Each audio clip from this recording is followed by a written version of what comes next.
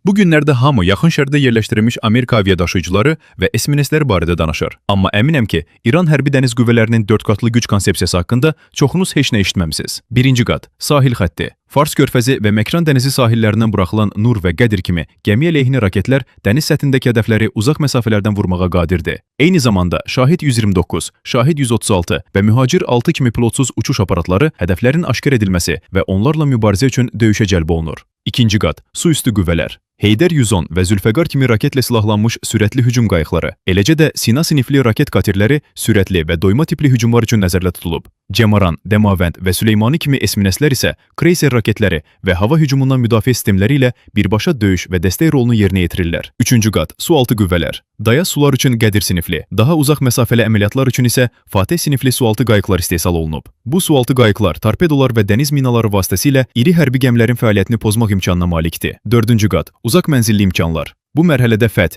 Xeybər-Şikan və Xorrəmşər kimi uzun mənzilli balistik raketlər ön plana çıxır. Bu silahlar düşmənin dəniz bazalarını, limanlarını və logistika mərkəzlərini hədəf alaraq döyüşün dərinliyini genişləndirə bilir.